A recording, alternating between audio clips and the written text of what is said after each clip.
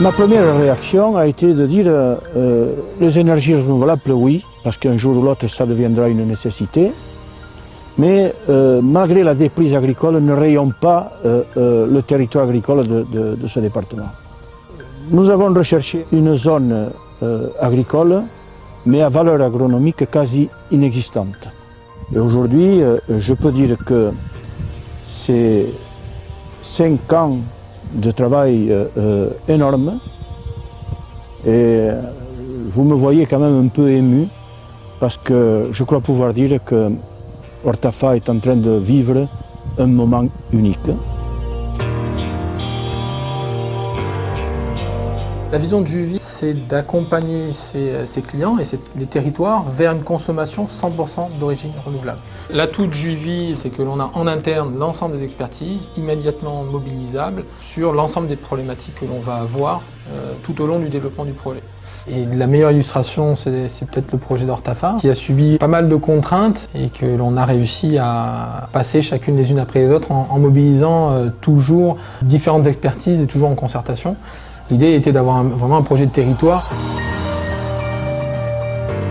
Nous avons construit ce projet avec toute la population et avec toutes les associations du village et du département. Et donc chacun a pu s'exprimer et nous avons, je pense, tenu compte des avis des uns et des autres. C'est un projet qui a fait l'unanimité. Pour le cas d'Ortafa, il n'y avait pas de terrains communaux qui pouvaient permettre la réalisation d'un parc. On a réussi à fédérer 74 propriétaires, donc ce qui est un niveau de complexité un peu supérieur dans le développement des projets, puisqu'il faut maintenir, fédérer ces bailleurs. Le projet d'Ortafa, c'est un projet assez spécifique parce qu'en fait, en soi-même, il est composé des 3 projets différents et l'ensemble des 3 projets, qui sont assez concentrés géographiquement, est constitué de 10 enclos différents. Donc ça, c'est déjà une première spécificité parce que du coup, ça veut dire qu'il faut traiter 10 installations, donc 10 parcs séparés et faire en sorte qu'en fait, tout soit mutualisé en 3 points de livraison. Pendant la phase de construction des centrales photovoltaïques, nous donnons aussi également une importance primordiale à la cohérence entre la réalisation de centrales photovoltaïques d'énergie renouvelable et la gestion environnementale de nos projets. Donc nous avons développé une charte chantier vert qui est diffusée à l'ensemble des sous-traitants sur site, qui sont sensibilisés pendant les réunions de chantier sur 5 actions primordiales en termes de gestion environnementale, qui sont donc limiter la pollution, limiter les nuisances donc sonores et autres causées sur les riverains, limiter le risque également sur la santé des ouvriers et également sur la gestion des déchets et limiter également les consommations donc par des éco-gestes. On est sur une création de richesse qui va être de différentes natures, une création d'activités, c'est-à-dire qu'il y a une activité lors de la construction, ce qui est de plus visible, c'est-à-dire qu'il y a énormément de personnes pour un parc au sol notamment, énormément d'activités qui se créent sur plusieurs semaines. Ensuite, on est sur une activité aussi de maintenance et d'intervention régulière tout au long de la vie du projet, c'est-à-dire pendant 20 ans, 30 ans, 40 ans.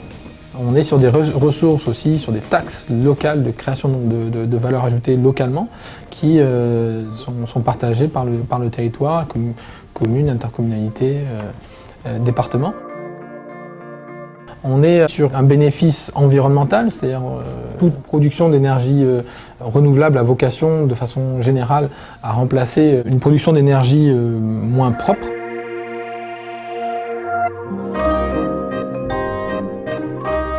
De manière générale, l'idée pour Juvy, ce n'est pas de réaliser un parc photovoltaïque et puis de s'en aller. Au contraire, Juvy tient à être là après aussi par justement des mesures compensatoires, des mesures d'accompagnement. Donc l'accompagnement qui a été mis en place sur Ortafa, en premier lieu concernait la viticulture puisque c'était une emprise qui concernait une partie en friche et une partie de vignes, mais qui était des cépages de moindre qualité que ce qu'on a permis de faire aujourd'hui, et sur un sol qui n'est pas propice à l'exploitation de la viticulture. L'accompagnement consiste à une aide financière pour les vignerons dont on a arraché les vignes, à savoir une aide financière au niveau matériel. Toutes les aides étaient axées autour du développement durable, ça c'est dans les contrats que l'on a signés avec eux. Soit du matériel pour améliorer leurs conditions d'exploitation, soit du matériel pour passer en bio, certains le souhaitaient, et puis une aide financière autour d'une banque de plants qui nous a permis de replanter exactement, voire un petit peu plus, la superficie que l'on avait arrachée. On a saisi l'opportunité de la création de cette ferme photovoltaïque. Ça nous a permis de bénéficier de subventions pour acheter du matériel, notamment du matériel de travail du sol. Ça nous a permis vraiment de faire un pas dans ce bio, parce que bon, c'était quelque chose qu'on recherchait, mais on n'osait pas franchir le pas. Et là, on a eu l'occasion, avec cette ferme photovoltaïque, quand vous passez en agriculture biologique, vous devez abandonner totalement les désherbants. Donc vous devez vous équiper de matériel pour travailler le sol et pour aller travailler notamment entre les rangs de vignes pour enlever les mauvaises herbes et pour maintenir la fraîcheur au sol. Donc ça représente des investissements qui sont conséquents. Le berger pourra faire venir son troupeau sur l'ensemble du parc, ce qui permet aussi l'entretien du parc au niveau de la repousse des plantes. C'est vrai que pour moi, c'est quand même, et surtout pour les brebis, on peut dire que c'est un havre de paix d'être ici, mais elles ne sont pas inutiles. Vous remarquez qu'elles mangent, donc elles nettoient, bien sûr. Elles enlèvent de l'herbe en respectant le sol.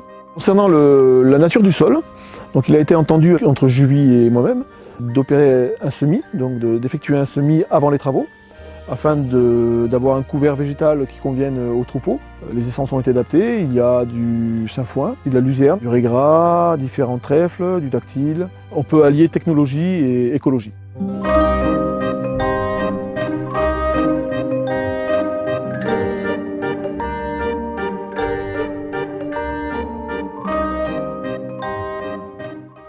Et le troisième volet concerne un apiculteur qui se lance dans cette activité.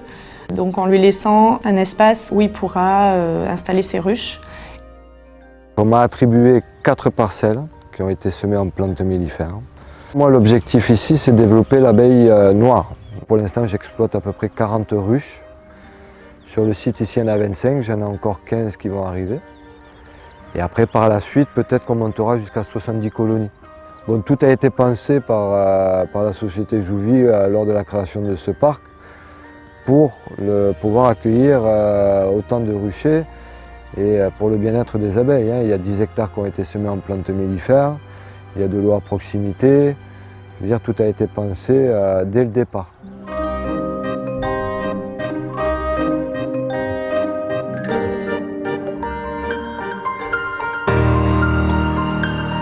Le principe, c'est qu'on soit tous autour de la table pour faire le projet. Et quand on a non seulement fait ça avec les expertises internes, mais aussi qu'on a réussi à établir cette relation de confiance avec le maire et puis l'ensemble des parties prenantes, ça peut être les administrations également.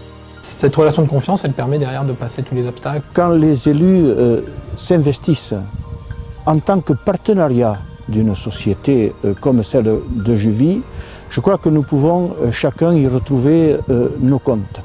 L'important, c'est que tout soit mis sur la table, que nous ayons un vrai dialogue franc et direct.